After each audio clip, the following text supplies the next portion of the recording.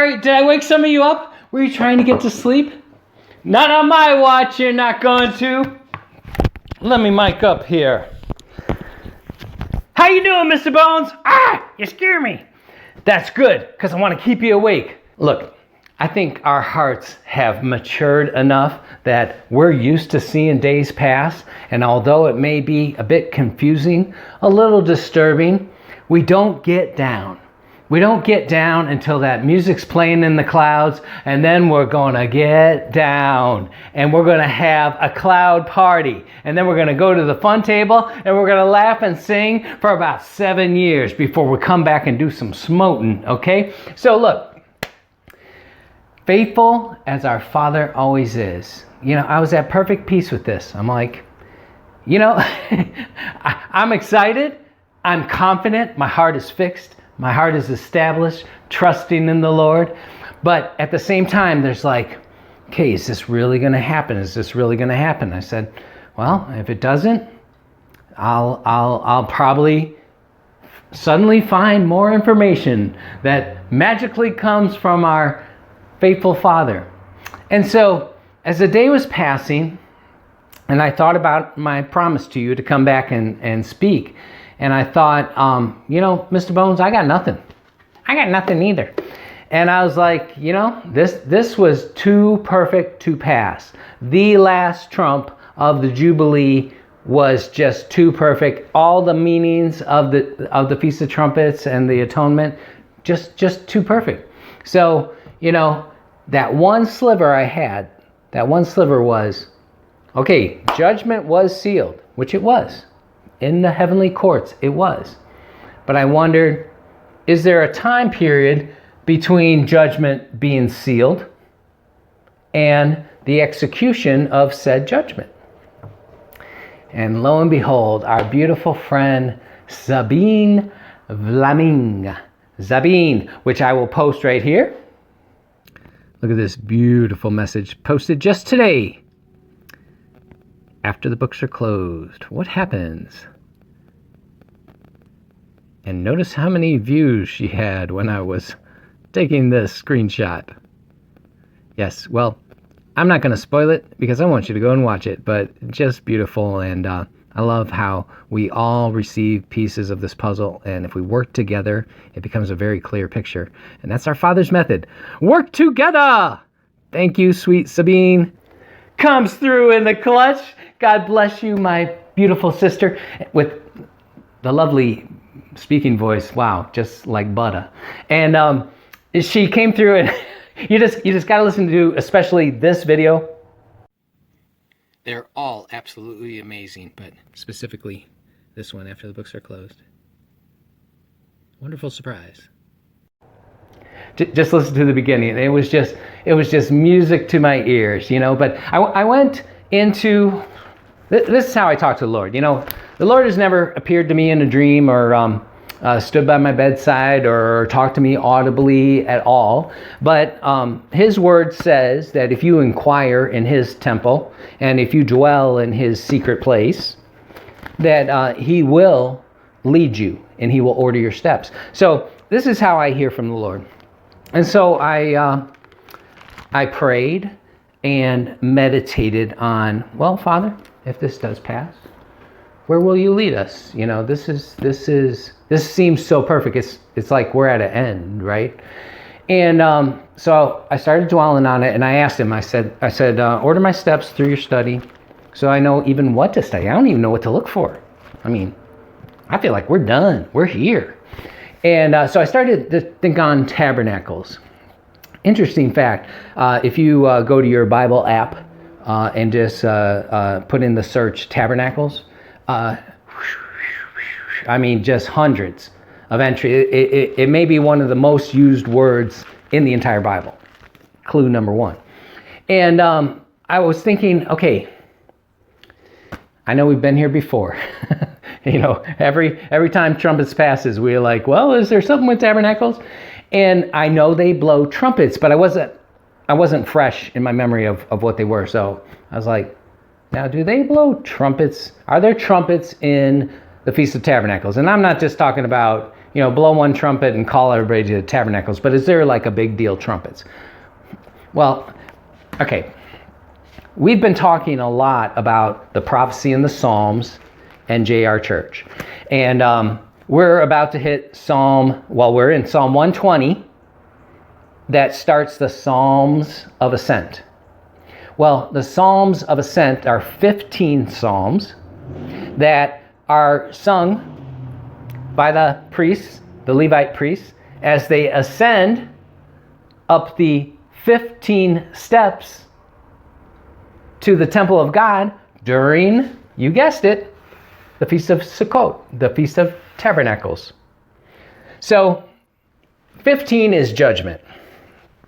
If you make a judgment on the 10th day of Tishri, on the Day of Atonement, and don't miss the cute little at one meant. And that's what it's about. It's like if you're covered in the blood, you will be as one with us in heaven. At one meant. And what day would the judgment be carried out, to say the 15th? Hey, that makes a lot of sense. But as you'll see, what Sabine posts on her video is that, the whole thing about, and after 3 days, and God said, prepare them for the next 3 days, and on the third day I will come. So something with Sodom and Gomorrah, they've documented when it happened was during this period. Isn't that exciting? So, I say these whole 5 days. I was already looking at the 15th, but, these whole 5 days, wonderful. And tabernacles, again, I thought about this a few videos back, that how would the Lord fulfill the rapture scenario of being taken away and living in a temporary place, and the Jews being driven out to the wilderness and being in a temporary place, if Tabernacles is not fulfilled until he comes back and tabernacles with us? Because Sukkot that's the meaning of it, is a temporary dwelling place. And you make a tent-like thing, and it's not very fancy. We're not talking about a big secure tent. It's like usually some wooden sticks with a little sheet over it, or they used to do straw and leaves and branches and such like that, so you can look up and see the stars, because he wanted you to look at the sun, moon, and stars during this time. Oh, isn't that interesting?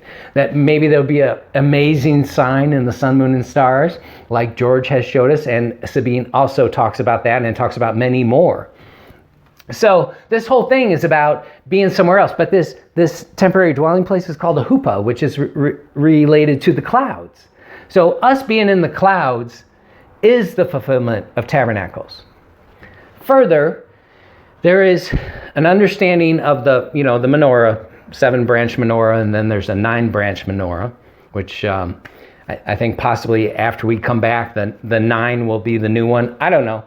But the 7-branch menorah, there is a teaching of lighting it from one side to the center and then lighting it from the other side to the center.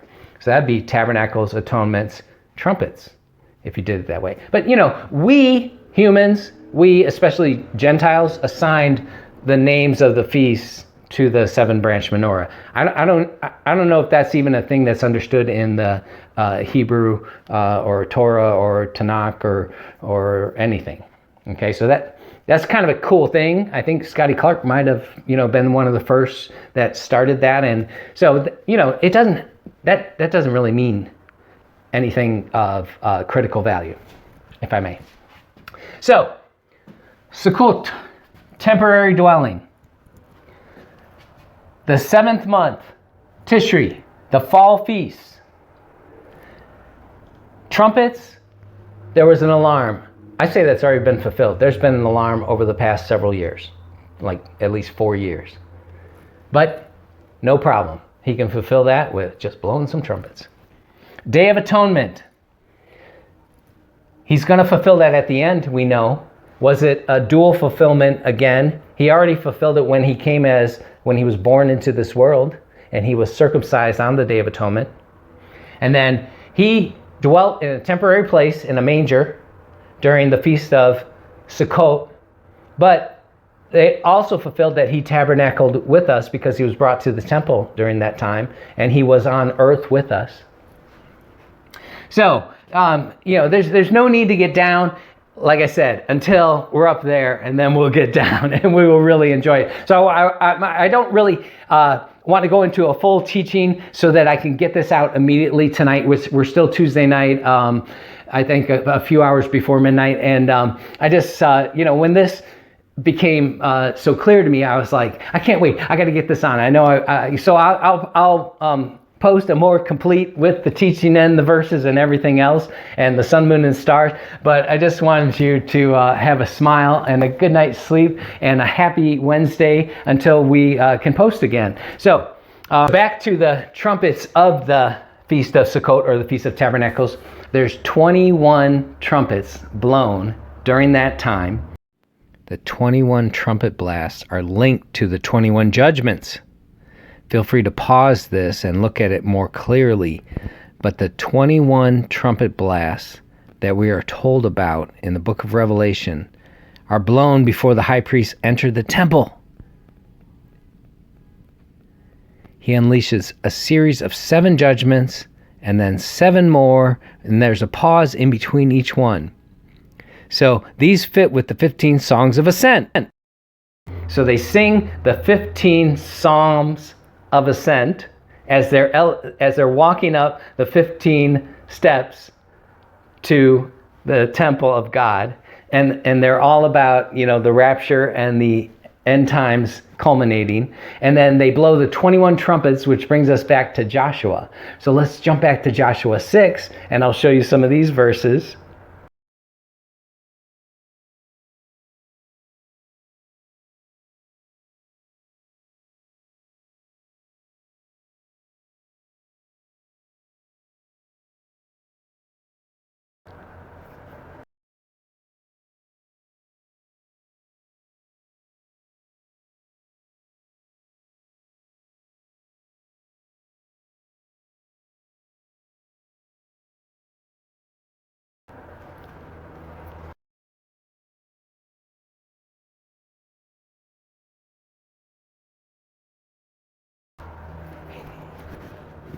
So I hope that you have rebounded right back up and you weren't falling asleep, because we all know the parable of the virgins, right?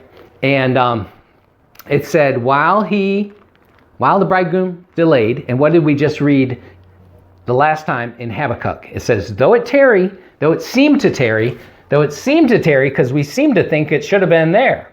Though it tarry, don't worry. It'll come and it won't tarry, because the day that it comes will be perfect. I promise you that. When we find out, it'll be exactly this number of days from this, and the sun, moon, and stars will testify of it, and we'll be able to celebrate it every year forever, and it will have fulfilled the perfect number of something, because that's his perfect nature. He can't do anything haphazard or willy-nilly, if you will. So it said that while he seemed to tarry, they all fell asleep. Now, just like in the days of Noah, it says, just like in the days of Noah, they all were unaware, but not Noah and his family. So all means like all of them. So we don't have to fall asleep to fulfill Scripture. He means all of them, all of the world was still eating, drinking, marrying, giving in marriage. And wouldn't you, my family, testify of this? No matter how much we tell them, it's still right over their head. We're like, you see the mark of the beast coming. You see this COVID thing, the one world government, one world religion. That's all in the Bible. Still. Well, a few years from now, I'm going to buy a boat, and we're planning on moving here. And after I retire in 10 years, I'm going to do this. And it's like, are you completely asleep? Well, I'm going to start a new business doing this and that. So yes, no matter how much evidence, no matter how much we see it, I have this in my office. I have patients come through here continually that I try to make aware of this, go right over their head. 90% of my patients. Now, some of you, my patients, I know have joined our family, just like I have this family from around the world. But you would think, me, being really, really versed in this, that I could convince everybody. I can't. 90% of my patients think this stuff is just crazy stuff, even though it's right in front of their face while I'm working on them. And I mean, it's amazing. I have more friends around the world in Africa or China or Dubai than I do right here in Greenville, South Carolina. That is just, they all slumbered and slept, except for the fun table. Those guys just couldn't sleep. They were just continually watching. And I was like, just rest and close your eyes. And we're like, no, we're going to watch.